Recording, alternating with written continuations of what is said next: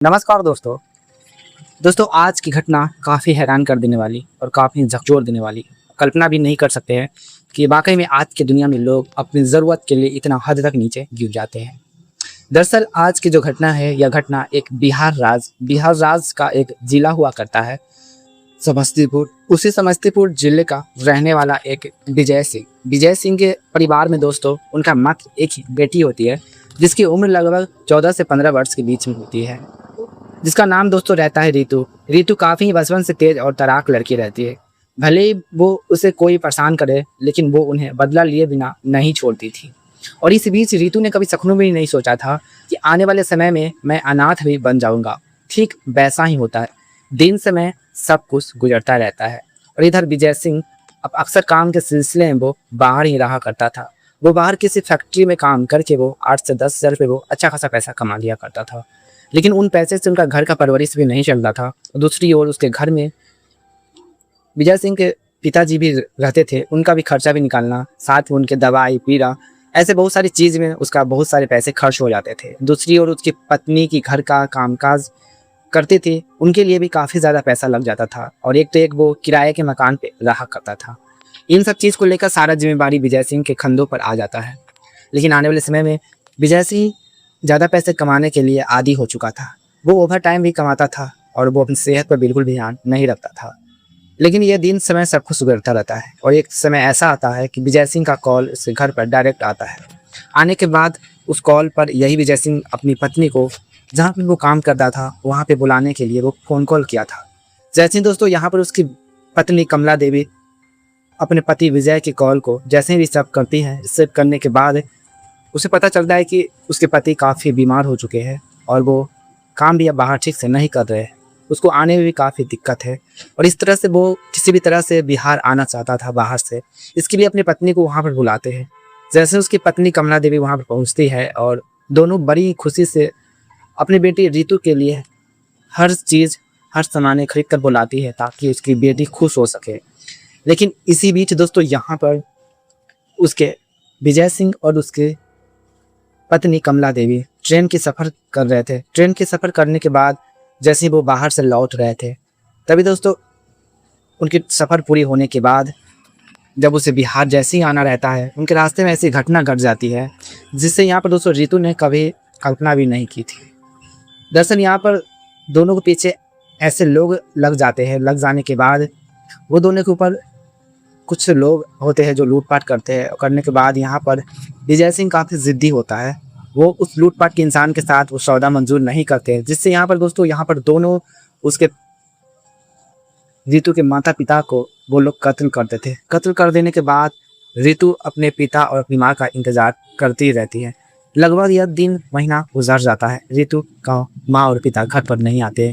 रीतू का सिर्फ आंखों में आंसू लपक रही थी। दूसरी ओर उसके दादा कुछ भी कर भी क्या सकता था। लेकिन आने वाले समय में उसकी दादा की इलाज सफल होने के बाद दादा की तबीयत ठीक हो जाती है।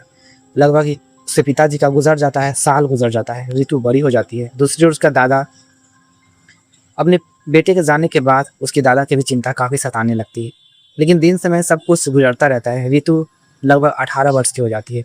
वो काफ़ी खूबसूरत और काफ़ी ही एक सुंदर लड़की हो जाती है और इस तरह से दोस्तों रीतू काफ़ी अच्छा हद तक वो अपने आप को अपने पिता की वो भूल चुकी थी कि मेरे माता पिता इस दुनिया में हैं। वो एक नई ज़िंदगी के साथ उमंग के साथ वो जीती थी। दूसरी ओर यहाँ पर उसके पिताजी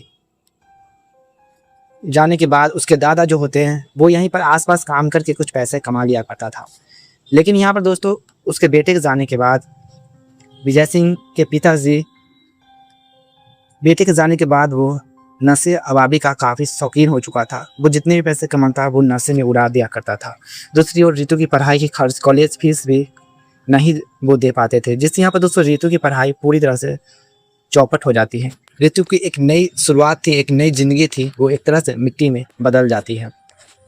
और इस तरह से दोस्तों रीतू के जो दादा होते हैं वो काफ़ी ज़्यादा नशे करने लगते हैं अपने बेटे के गम में। लेकिन उनके ये नशे आने वाले समय में उसकी पोती पर टारगेट करेगा, यहाँ पर रीतू ने कभी सपने भी नहीं सोची थी। रीतू अपनी खुद की खर्च उठाने के लिए वो अपने माँ के जगह दाई का काम करने लगती है। उन्हीं पैसे से दोस्तों यहाँ पर रीतू अपने आप को जीवन यापन अपने कॉलेज के भी आगे की पढ़ाई जारी करती है। उनका जो सपना था अपने माता पिता को सपने को पूरा करना, वो दिन रात मेहनत एक करके वो सपने को पूरा करने में जुटी हुई थी। और इस दौरान दोस्तों यहाँ पर रितु इन सपनों को पूरा करने के लिए उसके बीच में उसका दादा आ जाए, रितु ने कभी सपने भी नहीं सोची थी। दोस्तों आगे क्या हुआ घटना में जानने से पहले वीडियो को अभी तक लाइक नहीं किए हैं तो वीडियो को लाइक करके चैनल को सब्सक्राइब जरूर करें। कमेंट बॉक्स में ये भी बताएं कि वीडियो आप दुनिया भर के किस कोने से देख रहे हैं।